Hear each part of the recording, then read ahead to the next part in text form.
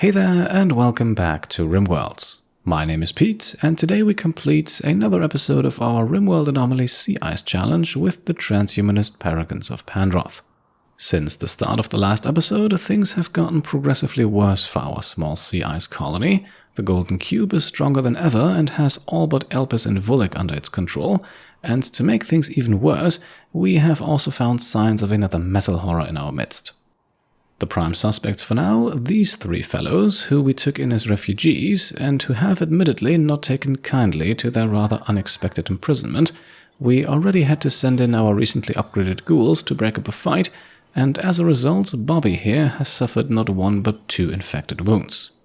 We also abducted an Itakin pirate for some more experiments, and let's begin with that actually, as we are currently loading up our subcore soft scanner again with steel and components.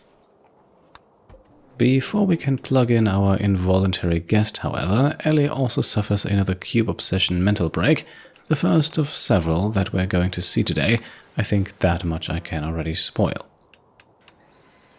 Still, a short while later, the Itakin then undergoes the scanning procedure, and after an uncomfortable 3 hours, we have ourselves another standard subcore, and cube obsession mental break number 2, this time with Maniac. Ellie, meanwhile, has broken out of hers and spends her time interrogating our prisoners about the Metalhorror. She's not really making that much progress for now, but at least her level 13 social skill is improving. For the most part then, the morning remains quiet as we spend our time smelting, researching and making components, while Nazim builds another cube sculpture, mental break number 3. And while we have a bit of steel lying around, let's also try out Nightshade's transmute ability again. Last time around we only got twisted meat, and it looks like that could become a trend here. Well, at least that allows us to make some more chem fuel, but it's definitely not what I had hoped for. Good news then from the prison, that is, if you actually want these guys to survive, Bobby here has developed an immunity to his double infection, although his luck is short-lived, and so might he be. We are not exactly treating our prisoners well, so one of them has gone into a murderous rage, and poor Bobby is the target. Well, we can't have that, so let's send in the ghouls, who, as usual, make swift work of the troublemaker. Following that, we have cube obsession number 4, courtesy of Lauren, but the day remains otherwise calm. In the evening, another prisoner breaks, this time going into a catatonic breakdown. Still, that's surely better than attempting to murder your inmates. Lauren also immediately pops up again with cube obsession number 5, while Vullek starts constructing a few extra holding platforms. You never know, better to have them in case we need them.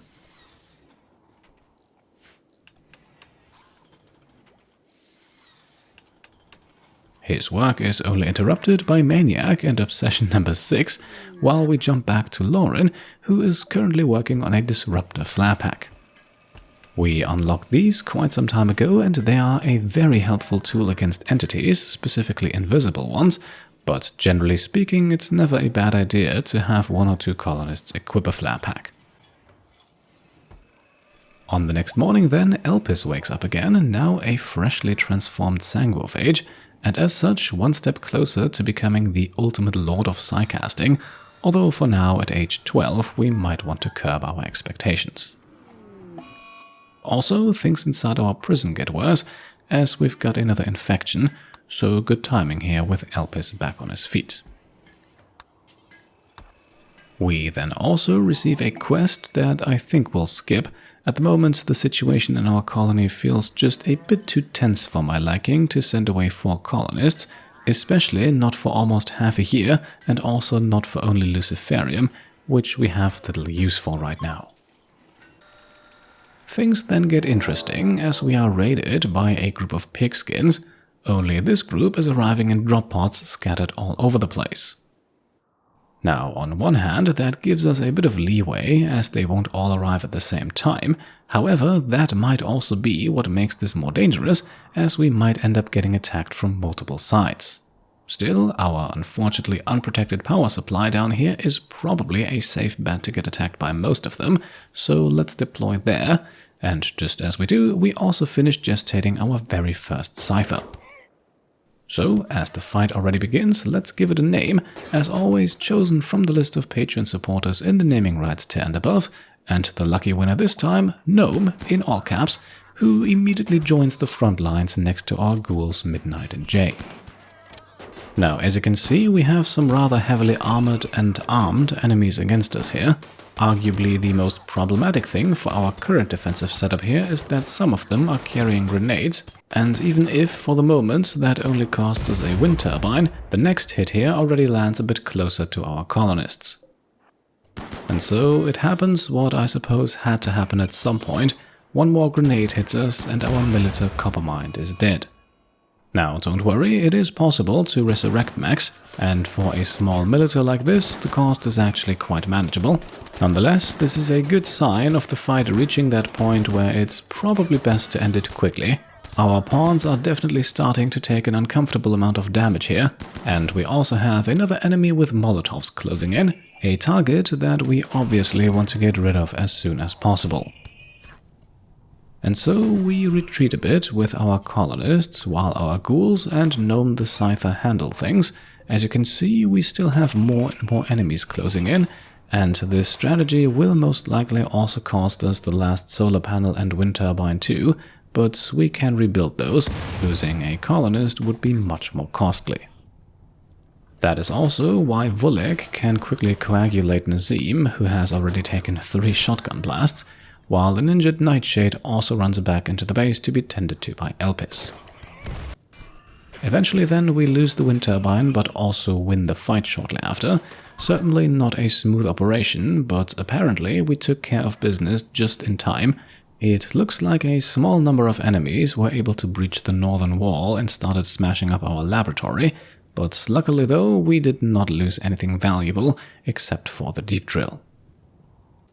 Needless to say, the remainder of the day is spent tending to the wounded and repairing the damages, including those dealt to Gnome, who in the last moments of the fight lost both arms, and for a Scyther that of course won't do. Maniac and Lauren quickly fixes that though, and well, in the aftermath of this onslaught it seems like love blossoms on the sea ice between Ellie and Vullek. Ellie, now 17, has apparently taken a liking to our 23-year-old vampire. Any parallels to popular works of fiction are of course completely coincidental. This is in some ways disturbing, and in other ways it might work nicely. Either way, it is what it is, and we won't stand in the way of young love. It unfortunately also does not cure Ellie's cube obsession, this here number 7 of this video, only to be followed by Maniac making it 8 a few moments later. Still, at least our power production is swiftly rebuilt, and as you can see, we are not making the mistake of leaving it out in the open twice.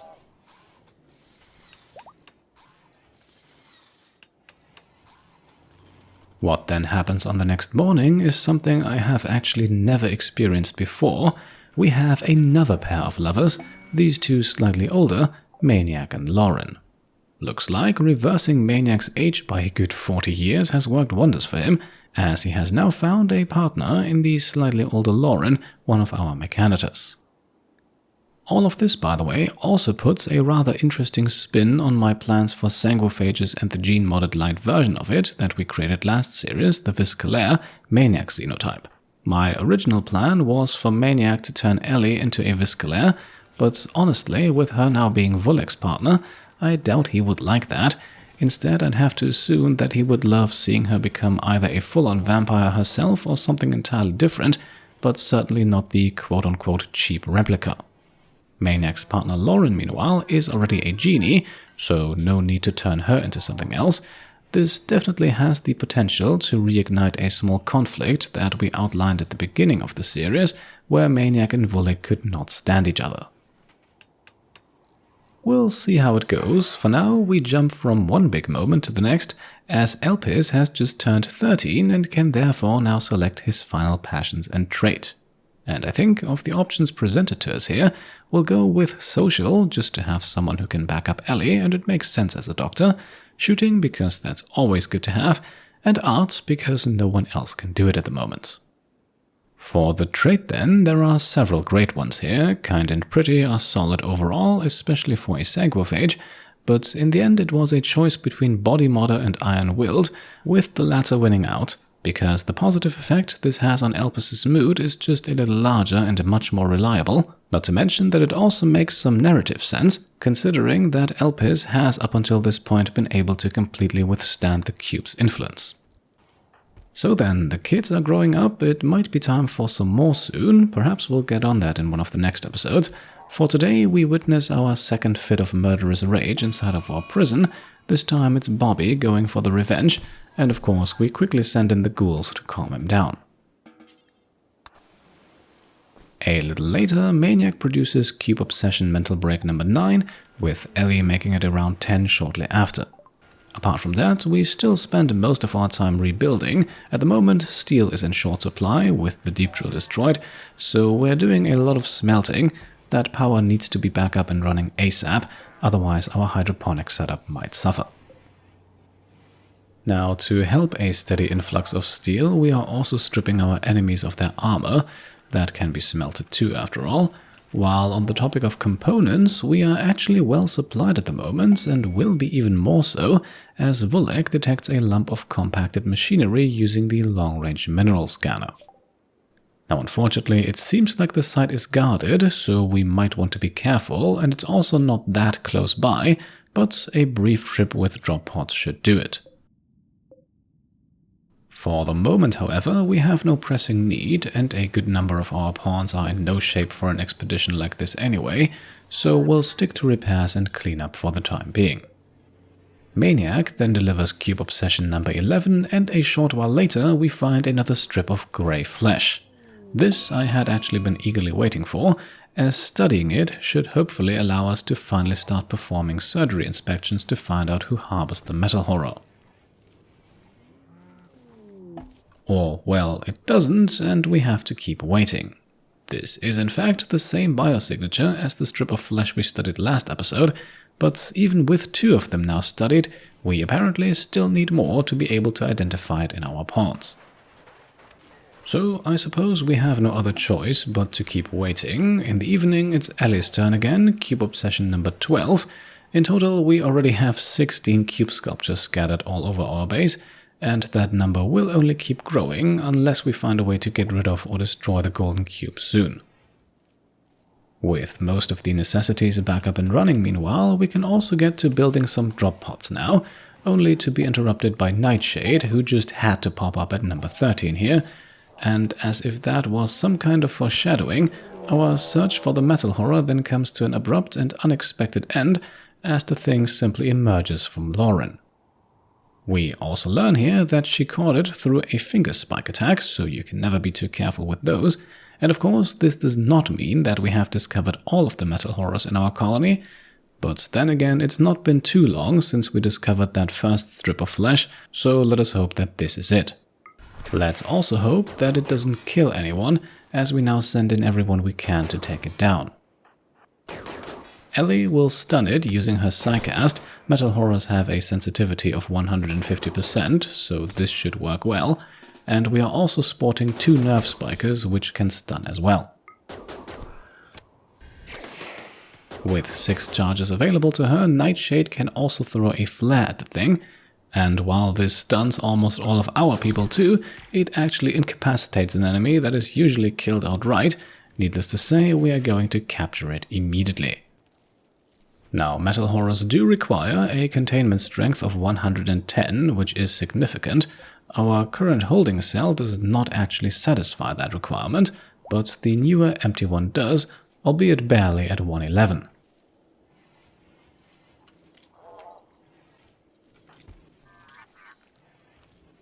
That's also why we are making some preparations here to upgrade the setup, only just in that moment we get attacked again. And this one is spicy, to say the least. It's tribals, and they include Vullek's ex-wife.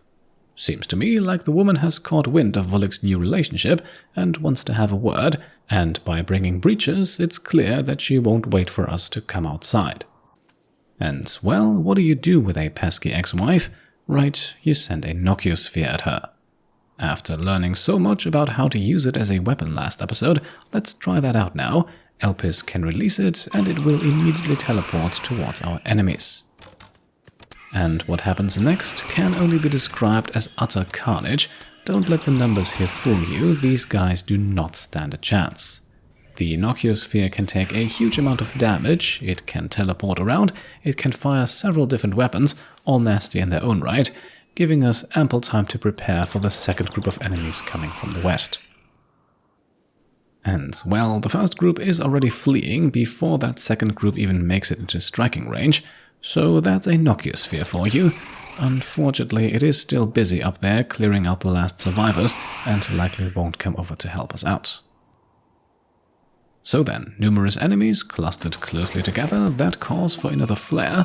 They do work against humans too, while we unfortunately also witness murderous rage number 3 in our prison, and this time we can't do anything about it, as we need everyone to cover off this attack.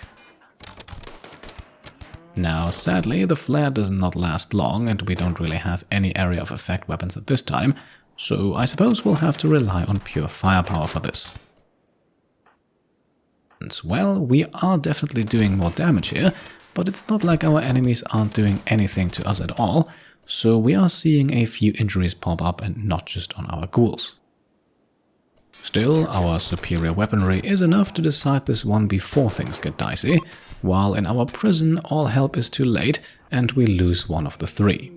In hindsight, also a bit of a shameful moment for the Paragons of Pandroth here, imprisoning these 3 refugees only to learn that in fact none of them had anything to do with the Metalhorror. That is, of course, if we did in fact only have the one. The Nociosphere meanwhile returns home to its containment, but don't get too excited, we won't be able to repeat this forever. At some point it will become too unstable, so that we need to get rid of it once and for all. Until then, let us ensure that we can keep it and other stronger entities even in the future, so let us now upgrade our containment facilities by replacing all steel walls here with plasteel. The Metalhorror's 110 is actually the highest that containment strength requirement will go, but we do want to also have a bioferrite harvester in sight and perhaps a few other items as well, and this will help us do just that. In the process, we also briefly need to remove the wall from our prison, but I suppose that's our colonists' way of dealing with their guilt, just letting these guys escape and acting as if it was an accident. To make matters even more painful, prisoner Sasha then is actually too beat up to escape and collapses while still inside our walls. Well, I guess we'll patch her up and then find some way of dealing with her. Bobby meanwhile has hightailed out of here. After some meticulous micromanaging, Ellie then also replaces that final section of steel wall from our upper cell, and with that all holding platforms inside now sport a rating of 135, even with a bioferrite harvester attached. Outside of the base, Nazim quickly burns the remains of this raid, including Vullek's now dead ex-wife. I imagine Vullek would find that particularly punishing, since as a sanguiphage he is deadly afraid of fire. Finally then, we perform another chronophagy ritual, this time turning Nazim himself 19 years younger. He is already 60 years old, and well, at this point, him and the much younger Nightshade are the only 2 colonists still single, so we might as well make them a bit more compatible. This also cures Nazim of a nasty scar, so that's neat, although he also suffers a sad wonder mental break immediately afterwards. I guess finding yourself 20 years younger all of a sudden is not always easy to handle. As our last to-do for today then, we plug the remains of Mechanoid Coppermind into the Gestator again to resurrect our poor Melissa, and then, just as Nightshade presents us with Cube Obsession Mental Break number 14 of this episode, I think we can make the cut for today. It was certainly eventful. We did not even get to assigning a colony leader, which is something I had actually planned, but then again the social structure of our colony has also shifted significantly since the last episode, so let me know whether or not Ellie or Maniac are still your favorites for this position. Last time around it definitely seemed so. Also, once again, no fan art this week, as I am once again getting this video ready ahead of time. I'll be spending the next few days at Gamescom here in Cologne. I might actually report back with a short video about my experience there too. Let me know if that's something you'd be interested in. Until then, I hope you enjoyed today's video, and if you did, then I would be very happy if you could leave a thumbs up. If you like what I'm doing and want to support me and my channel further, then you can also go ahead and subscribe to stay up to date, grab some merch over on shop.petecomplete.com, or check out and maybe even pledge to the Pete Complete Patreon. Thank you all for watching, and I'll see you next time. Cheers.